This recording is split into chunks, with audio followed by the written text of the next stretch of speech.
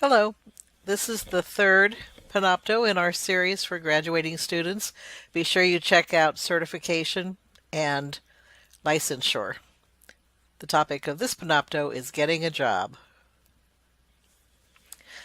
As you can see from our diagram, there are numerous places where a speech pathologist might work. So, how do I go about finding these jobs and how do I go about landing the one that I want? One excellent place is going to be ASHA's Online Career Center, which we'll look at in a few seconds. State Association website. So Louisiana has an excellent LISHA website, and other states will have similar opportunities for you to look for jobs. Moodle email history and community Moodle career fairs at conferences, such as state conferences or ASHA conferences.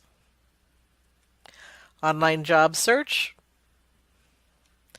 LSU's new Alumni Association, so you can look for posts or create a post indicating that you're looking for a job in a particular area. Local newspapers, local schools and hospitals. Uniform services such as military and government. Federal government positions. ASHA Leader Classified, so that's the magazine, the ASHA Leader, and there's a classified ads section. ASHA's Career Fair, state education or regulatory agencies, and companies that place you in jobs, although be well aware that they take a percentage of your salary. Okay, so the first big one is the ASHA Career Portal. And so the link to that is going to be, just follow the ASHA Career Center link up at the top.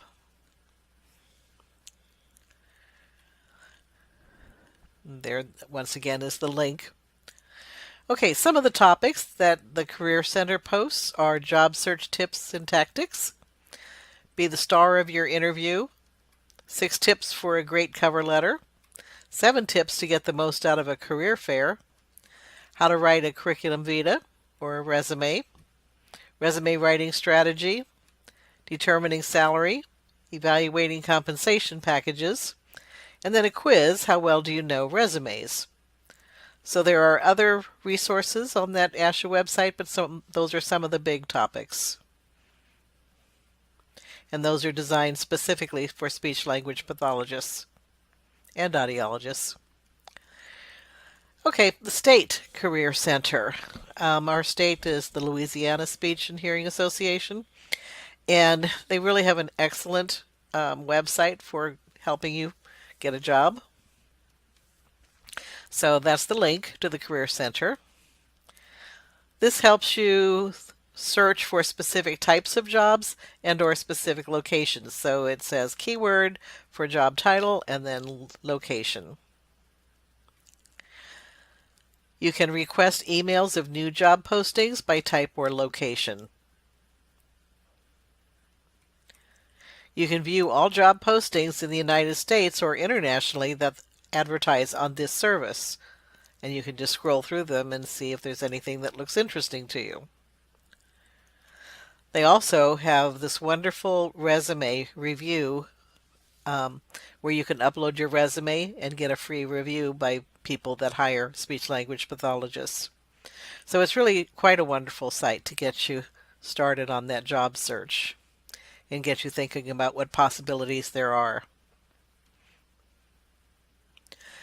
Are there jobs and what is the pay? So you can look on the internet on things like job outlooks, and there's a link to send you to this particular one.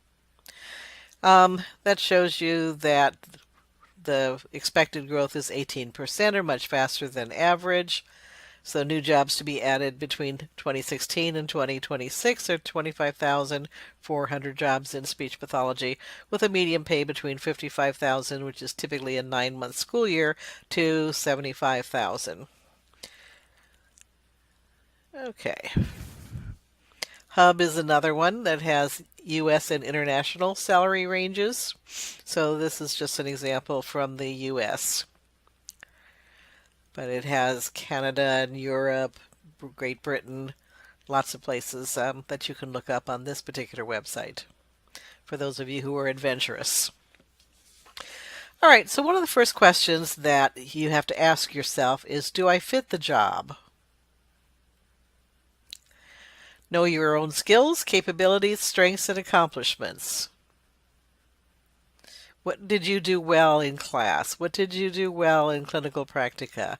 What was your favorite population, both within the clinic at LSU and outside um, externships? An employer will be looking to determine if you fit with the organization and the position that you've applied for. So, do you have any experience in that area? Do you have good recommendations in that area? Can you talk about that particular area intelligently and easily? They are trying to figure out whether you can do the job. Employers assess your skills against the competencies required for the position, so they have some ideas of what kind of competencies they want you to have, and the interview should bring out whether you have those competencies or not. They may be stated as job qualifications in a vacancy announcement or an advertisement. So make sure that you match the job that you're applying for. Here are some of the speech-language pathology competencies. Can you provide screening, identification, assessment, diagnosis, treatment, intervention, and follow-up services for people with speech and language disorders, and in terms of an interview specifically for that population that that agency serves? Can you provide consultation and counseling and make referrals when appropriate? Can you train and support family members and other communication partners of individuals with speech, voice, language, communication, and swallowing disabilities? Can you develop and establish effective augmentative and alternative communication techniques and strategies?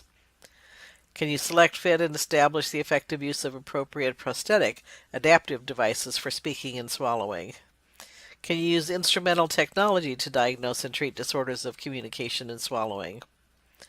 Can you provide oral rehab and related counseling services to individuals with hearing losses and their families? Can you conduct, disseminate, and apply research in communication sciences and disorders? These should sound familiar to you. These are the kinds of things that we've tried to help you develop through your coursework and clinical experiences at LSU. Measure outcomes of treatment and conduct continuous evaluation of the effectiveness of practices and programs to improve and maintain quality of services. Okay, so number one question was, do you fit the job? And now, does the job fit me? You want to be happy in your job, so you need to ask yourself and ask the person who is interviewing you questions so that you understand what the job requires, and does it really fit you? Is it the kind of place where you would like to work? Consider common satisfiers or dissatisfiers. Add other tasks and situations that brought you joy and satisfaction that you found unpleasant or unsatisfying. So satisfiers and dissatisfiers. Well, what about commuting? What about managing employees, managing change, working independently, traveling, working with budgets, working in teams, working with deadlines, obtaining desired status, having job security, managing conflict, working with the age disability population, working at a fast pace, providing clinical service, training others, having a predictable monthly income, earnings based on performance, working in a workaholic culture, having a structured environment, having a predictable routine, experiencing frequent change, working long hours, evenings and weekends, working in a family-friendly environment, cutting-edge technology and equipment.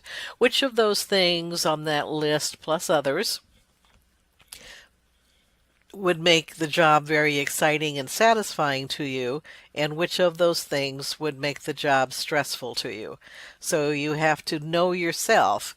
If you love traveling, then that job might be for you. But if you get stressed out when traveling, then maybe that's not the job for you. Do you like working with deadlines, or do you need something that's a little less high pressure? Do you like instead to have a predictable routine rather than having to make changes based on, whatever kinds of caseload is changing? So basically, know these things about yourself and make sure that the job that you take is one that is going to be satisfying for you and minimize the stress and the things that make you unhappy at work. All right. So we have, given you sources where you can locate all kinds of jobs in all kinds of settings, giving you some hints in terms of finding one that fits you. And so now you're going to go after that job. And one of the first things you're going to do is to write a winning resume. So, the resume describes in detail one's professional career over the course of one's life. Now, you won't have a big professional career to write about, so you're going to have to talk about your experiences as a student and the various practicum and courses that you took. So, it's going to include both work and practica experiences and qualifications. A vita is used for an academic job. They're extremely detailed. They give you write down every single presentation you made, every single research project you worked on, every single course you taught. But in the business world, the standard resume is usually no more than 2 pages in length. So when you're talking about the typical employers, if you're not going to go into an academic job, but instead a clinical job, you're going to want to keep the resume very short, no more than 2 pages in length, because the employer is going to be going through dozens of these resumes trying to find the right person, and they don't want to get bogged down by 4, 5, 6 page resumes. So an effective resume gets your foot in the door, and it may also lead to personal interviews. So you're going to have to be very descriptive and concise on your resume. It also means that you might need more than one resume tailored to highlight your qualifications for different job settings.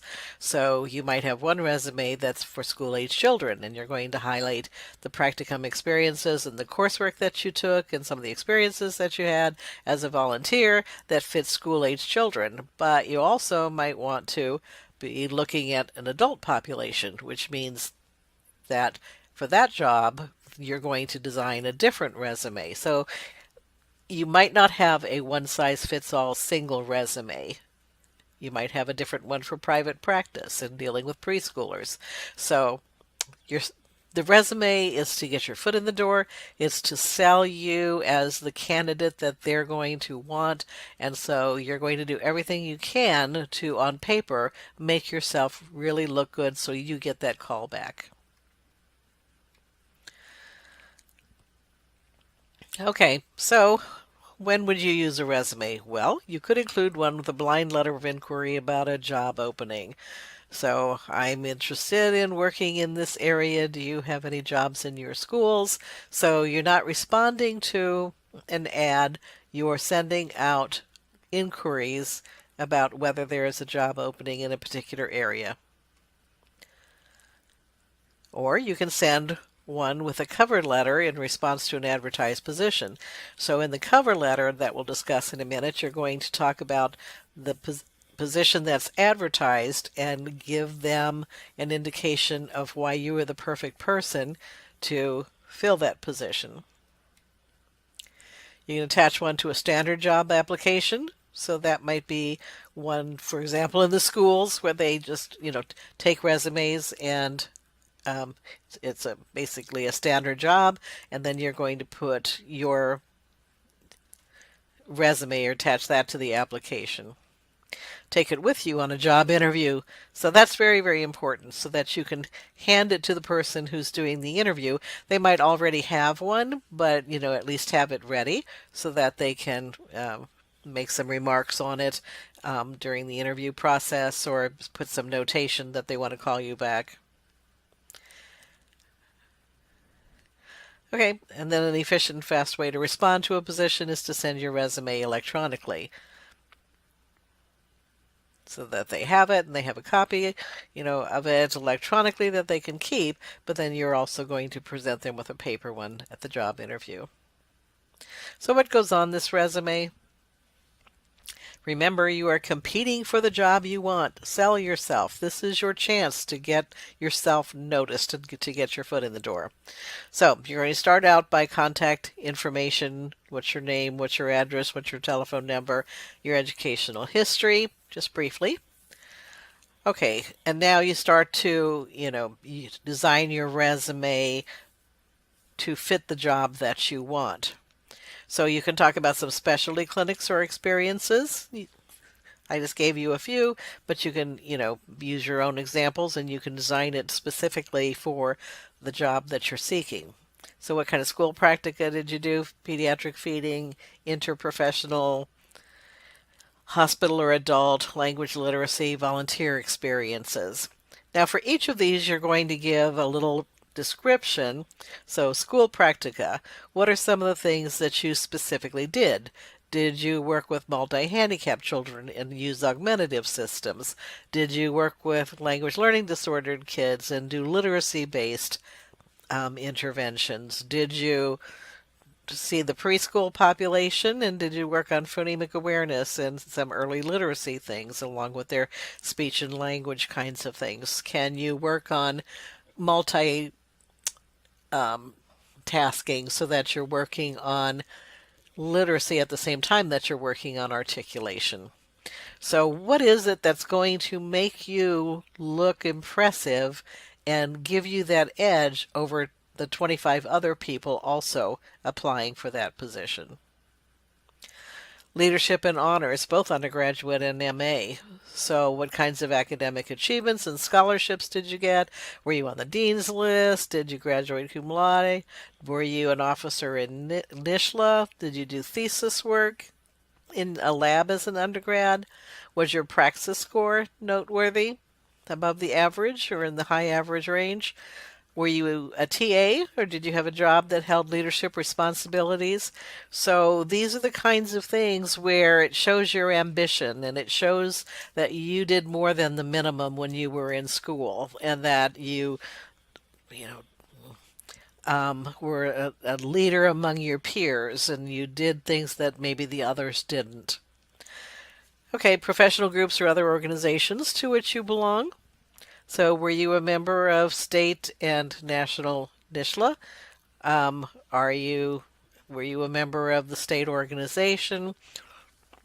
What kinds of, groups and organizations did you belong that show you're interested in the profession and you've, maintained this long interest in the profession? And then the names of 3 good references who will speak or write favorably about you and your abilities. So you might want to talk to the people that you're going to put on your list.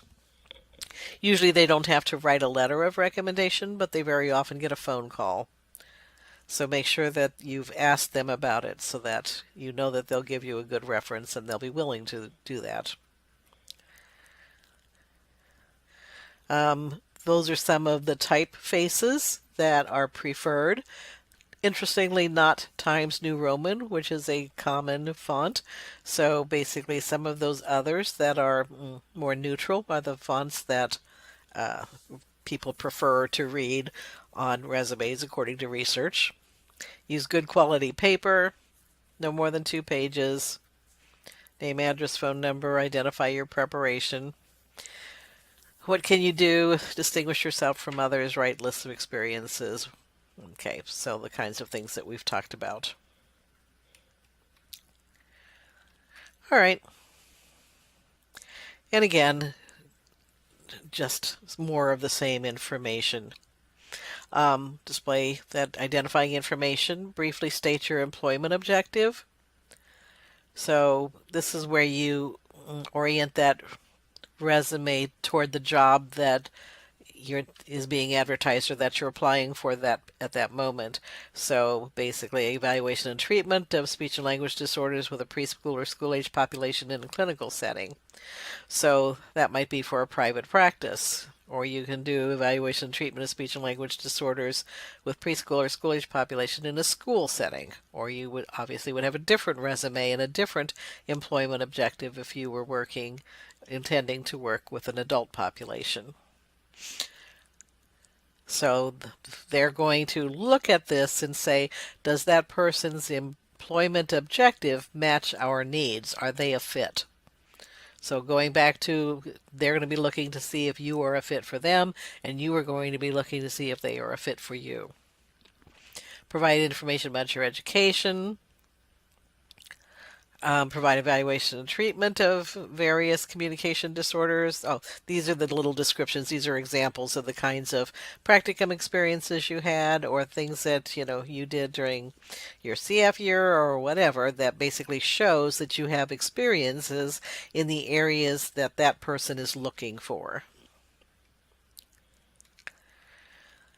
If you did do a thesis, or other types of research things, then you might want to put that information down, because again, that shows that you find that evidence-based practice is very important, and that you are very aware of the need to have evidence in the treatments that you actually present.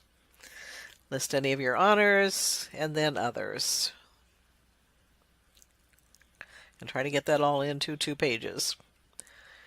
There are hundreds of examples of resumes, so just Google speech pathology resume and images, and which is what I did, and it just came up with, pages and pages of examples of what people have put on their speech language resumes.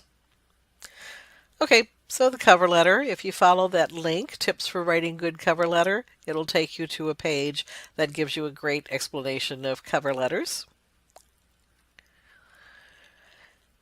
Okay, so introduce your resume with a cover letter. This may be an unsolicited letter to a place that you would like to work to ask if they have openings, or an application of a known or advertised job. So put the cover letter on top of the resume and send both to the decision maker of an organization or the designated person. That cover letter is your foot in the door. Before they go through your 2-page resume to sort of ferret out what skills you have and what kinds of experiences you have, etc. The cover letter sort of summarizes it for them, and you write it so that it attracts them to you specifically for that job. So it could be an unsolicited letter, so it's like nobody's really advertised a job, but you really want to work for that private practice firm, or you really want to work for that hospital, or you really want to work, in a particular place. Or if there's an advertised job, you can also present your cover letter. All right, should outline the type of position you seek. So obviously know the company and the types of jobs they're likely to have, and the educational experience and accomplishments and personal characteristics that qualify you. So you don't have the cover letters are short, a couple 3 paragraphs. They don't have all day to sit there and read them. So you need to get to the point and sell yourself. Okay, make sure it's printed on high quality paper and a quality printer and not photocopied. That'll get you into the recycle bin real fast. Find out the name of the decision maker and send it directly to that person. Okay, if it doesn't get to the correct person, it is useless. So you're going to have to do some snooping to figure out who to send this to. Calling the company, calling personnel, whatever. It should be one who knows what immediate positions are open, what professionals are leaving, what the near future needs of the organization will be. And like I said, this is where you sell yourself and get somebody to put your resume on the top of the pile.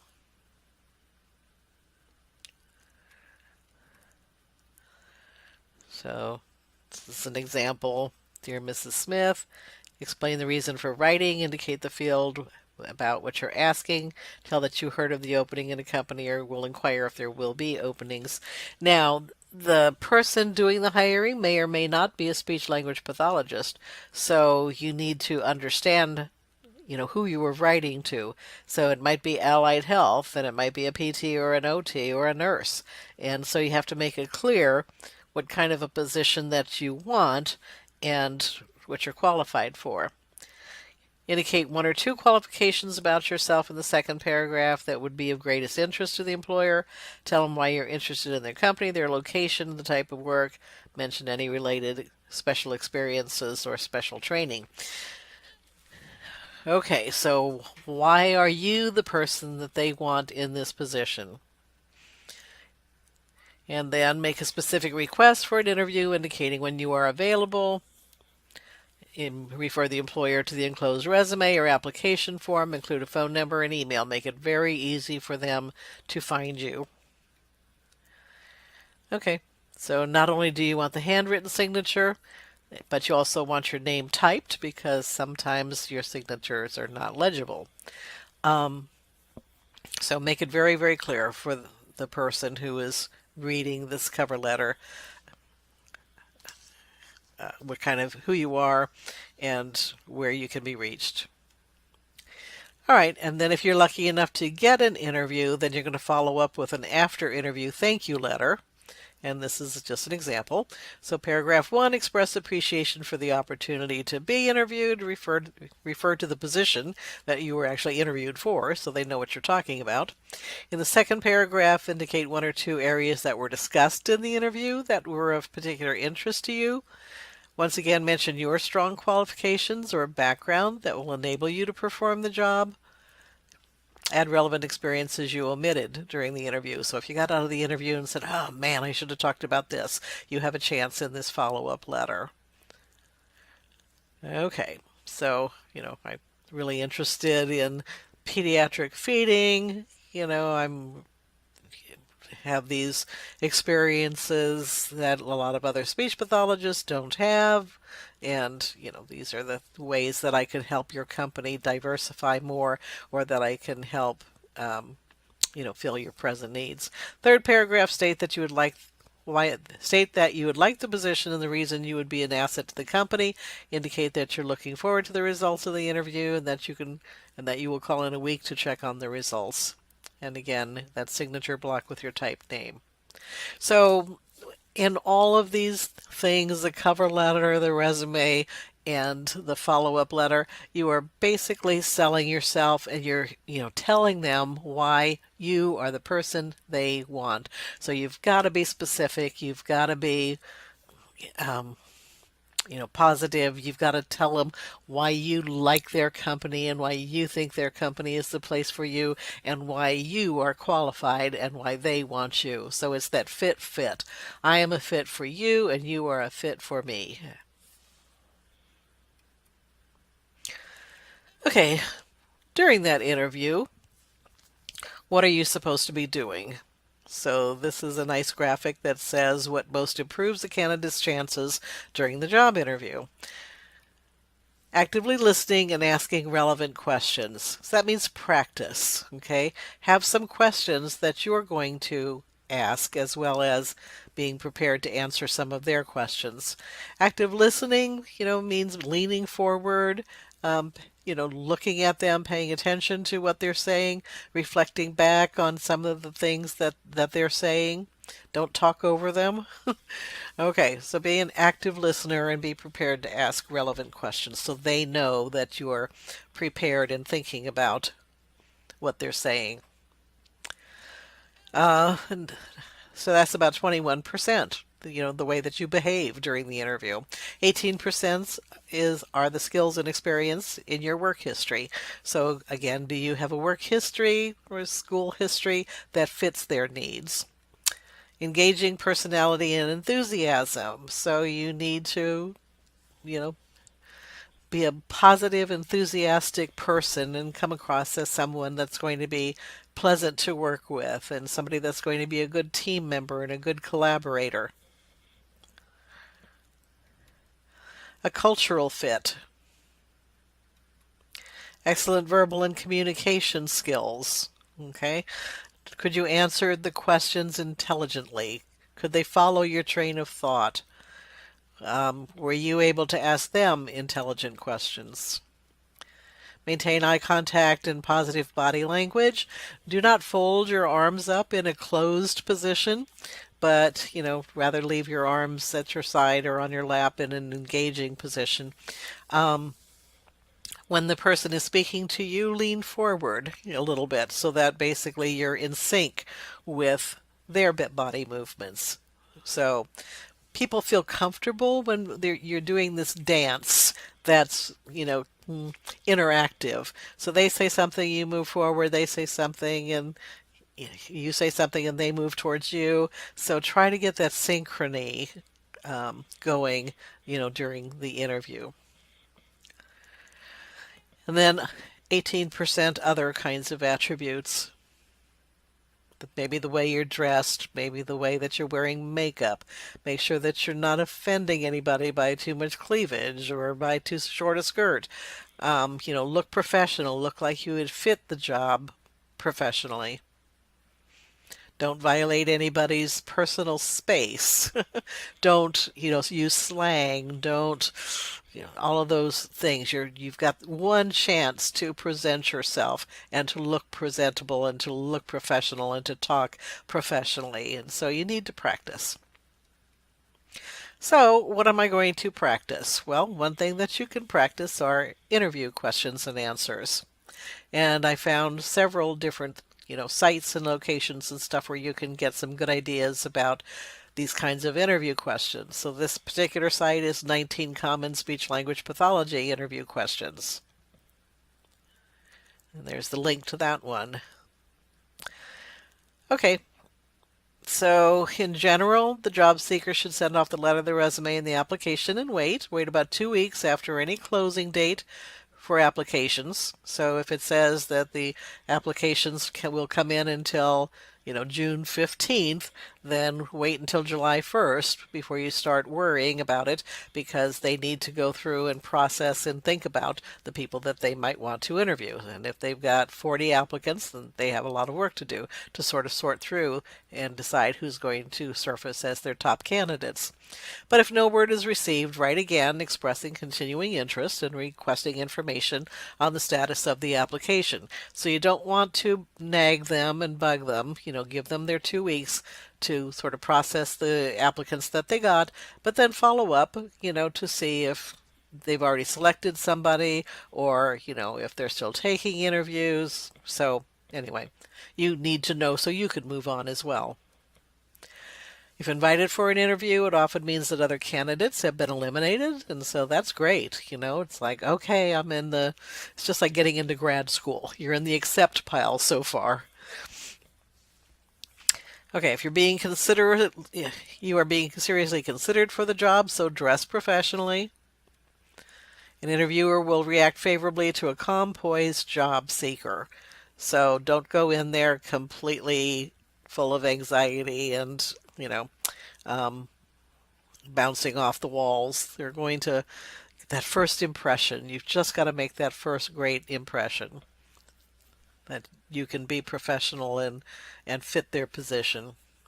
The relaxed applicant will admit to not knowing all the answers or to needing time to think them through. So don't start freaking out if you don't have an immediate answer to every question that they ask. So, yes, you need to be thinking about potential questions, but they're going to ask you things that, you might need a minute or two to think about, and that's just fine.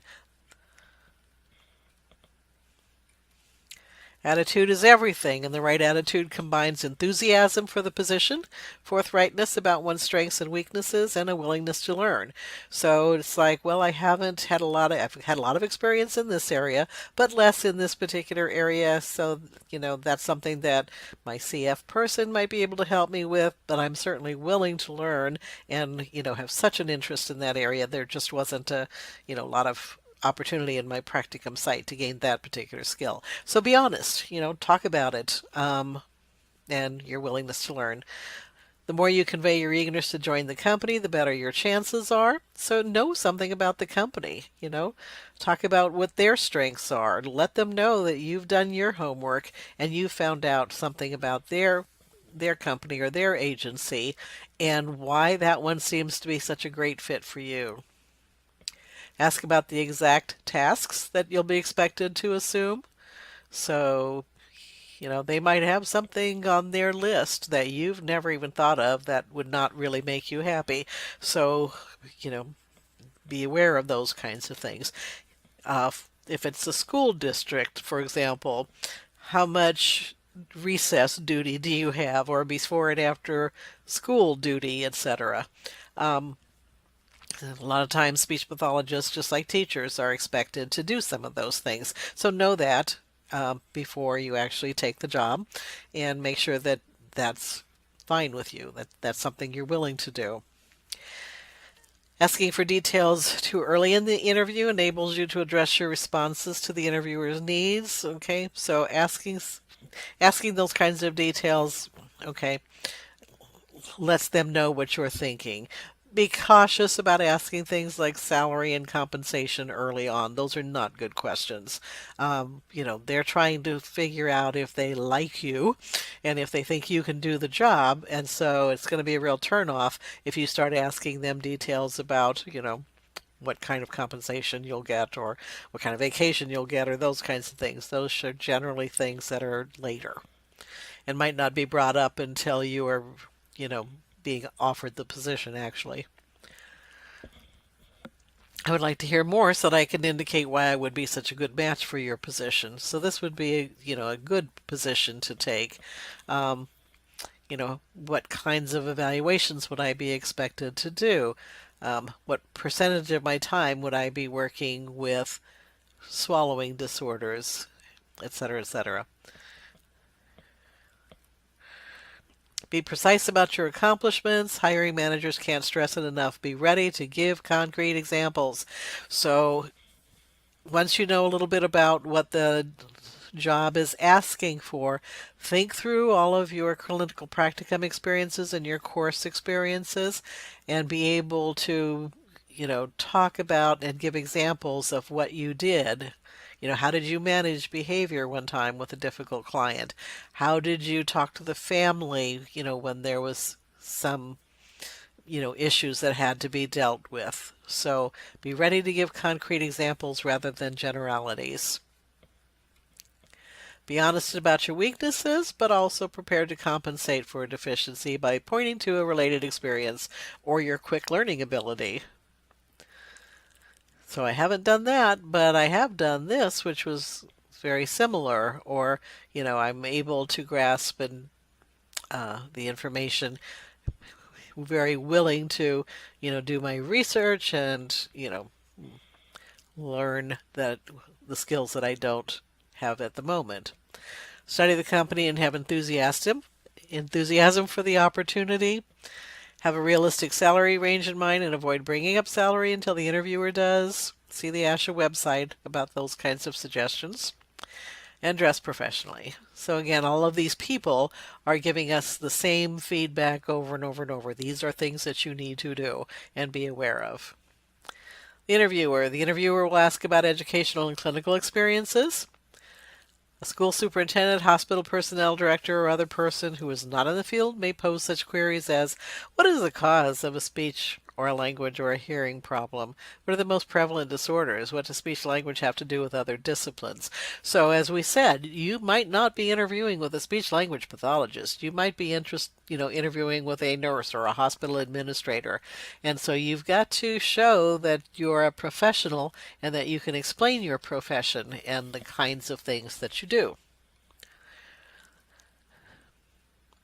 Speech language pathologist conducting the interview may want to know details about your knowledge of testing and treatment procedures. So what kinds of tests have you given? What kinds of, treatments do you, philosophically align with? Are you more holistic or are you more behavioristic? Either type of questioner may want to know why the candidate chose the field and how he or she would work with other members of a treatment team. Everything that you pick up nowadays is talking about, interpersonal and intraprofessional kinds of, treatments, being on a team with OTs, PTs, nurses, in the school system, working with special educators, working with the classroom teachers, working with, parent groups and those kinds of things, that it's no longer disappearing into a speech therapy room and not working with anybody else, but actually all of this collaboration. So collaboration is the huge buzzword, and treatment teams are, the way that all of these systems are going. So basically, how would you work with other members of treatment teams so that you're treating the whole person and not just some single aspect of the person. What do you consider your greatest strengths and weaknesses? Okay, and have something for both your strengths and your weaknesses pre-prepared. Okay, almost everybody asks that, so you need to have a good answer. And all of us have weaknesses, and so I mean, you don't want to just sit there and list all of your weaknesses. But you want to be realistic and talk about some of the things that you think you need work on. Um, and maybe a plan for how you're going to work on those things. In what kind of setting do you feel most useful?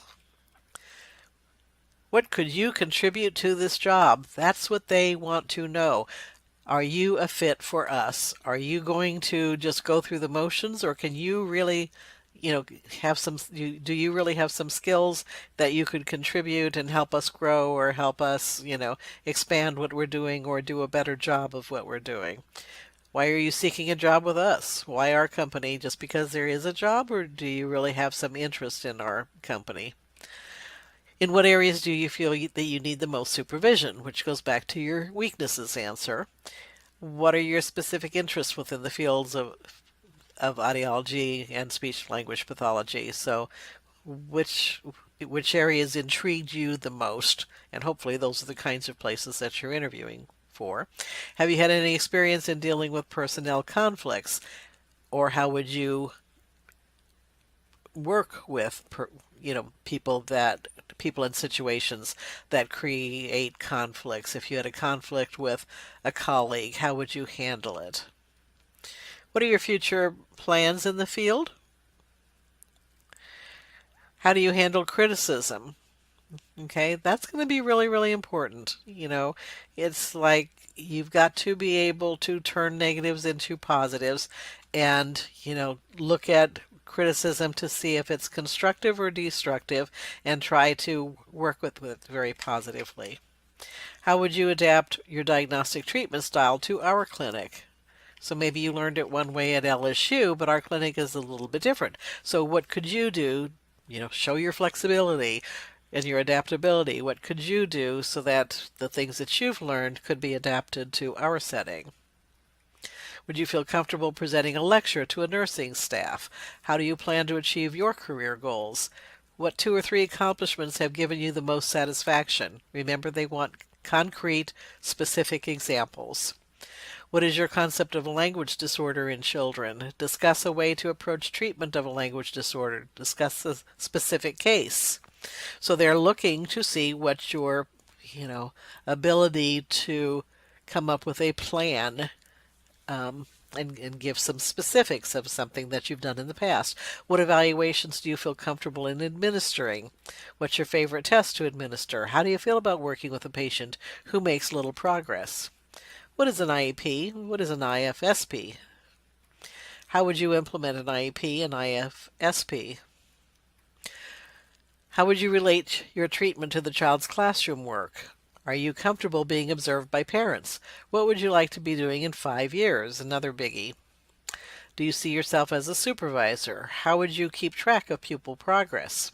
Tell me about the practicum experiences you've had. What child language tests are you familiar with? How would you determine the difference between dysarthria and apraxia? How would you treat an aphasic? How would you work with parents of a child enrolled in your program? How would you conduct a parent conferences? What are your interests outside of work? Tell me about your academic background. What professional conferences or workshops have you attended? And what part-time summer jobs have you been the most interested in? What college subjects did you like best? What college subjects did you like the least? Do you have any questions about the job you're applying for? Okay, so again, you'll never be able to anticipate all of the questions that might be asked, but these are the kinds of questions that, a job interviewer typically is interested in seeing how you think, and seeing how you problem solve, in seeing, how fast you can relate a situation to something that you've done in the past, so that you can draw on past experiences to make good decisions in the job if they hire you. And here's just, more and more and more. So you can read through those and then also look at some of these references. So in addition to the one YouTube that I showed you, I found several others, so you can look at these. Preparing for your first SLP interview, top speech pathology interview questions, mock LSP, SLP interview and debriefing, speech language pathologist interview questions, speech language pathologist interview questions, or language speech pathologist interview questions. So those are all, 5 or 6 different sites that are specific to speech language pathology and interviewing. So there's a lot of available information on the ASHA website, on the internet, there's just a lot of information. Your questions. Prepare a list of questions that you have so that you can get the information that you need. If you don't think about it ahead of time, you don't know what to ask, and then you walk out of there and go, oh, I didn't even find out about how much travel there was. I didn't find out if there was reimbursement for travel. I didn't find out if, you know, I'm supposed to maintain a certain level of caseload. So, all right, after the interview is finished, review the list to see if any points have not been discussed. Questions concerning specific duties, hours, salary, and future salary increases, size of caseload and who determines its size and composition, fringe benefits like medical and life insurance, vacation and sick time, convention and in-service course attendance for professional enrichment, and possible reimbursement for it. This is really important, you guys. Both licensure and ASHA certification require that you get CEUs every year.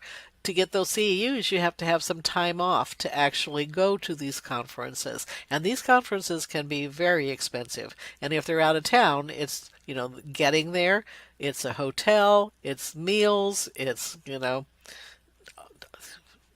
transportation, taxis, all of these different kinds, plus the registration for the conference.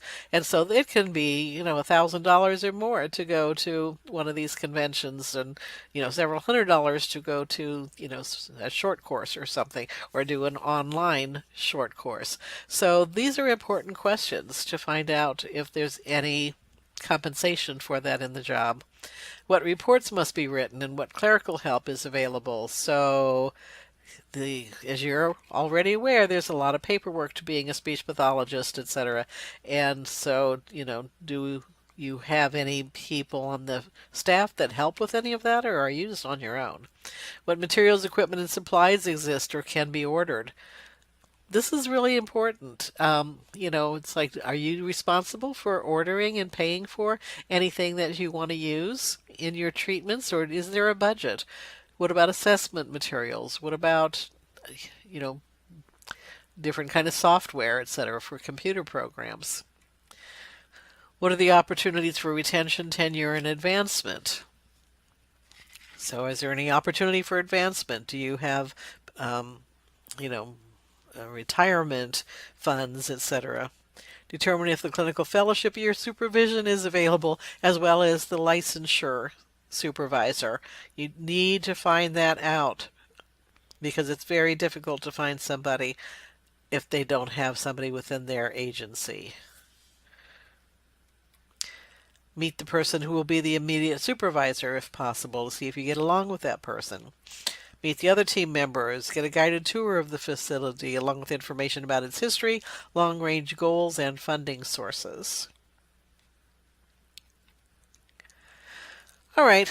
Well, what if you go through this whole interview process and you are not hired? Then what?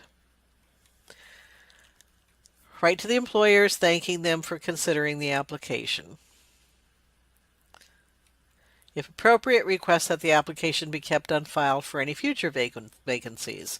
So maybe they'll take a second look at you when, maybe they just had this amazing candidate, and even though you were second in line, the other person got the job. Well, maybe there'll be an opportunity for future vacancies. And then employers are required by the amended Civil Rights Act of 1964 to provide equal opportunities to people regardless of race, color, religion, sex, national origin, etc., etc. And so if you think that you've been discriminated against, then you can file a complaint.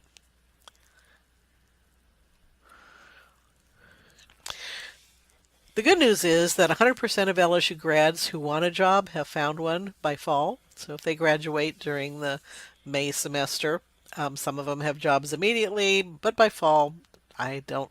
I keep track of this information, and pretty much everybody that's wanted a job has a job.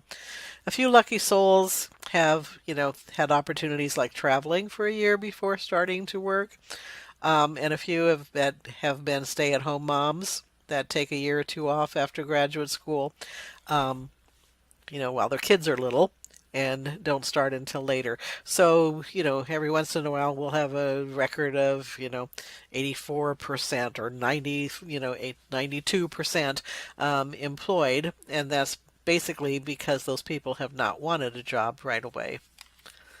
We're never in the 80s, but sometimes we get into the, 96% have jobs, and it's like, why didn't that last person get a job? Well, because they had two babies while they were in grad school, or one on the way, and so they basically decide not to go into the workforce immediately.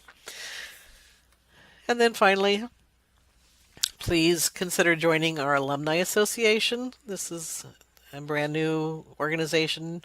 And there's the link to it.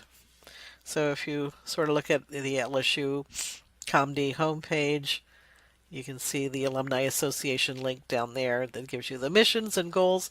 And absolutely, join the association and then consider becoming an officer or taking a leadership role. It is so new. We need, new blood and stuff to basically make it a great organization. All right, so I hope that helps you thinking about finding a job. There are so many opportunities. You're not going to have any difficulty finding a job and finding a really good job. And we've prepared you well. People love our students, our graduates, and, go out there and have a great career. And like I said, come back to us through the Alumni Association and maintain your affiliation with COMD.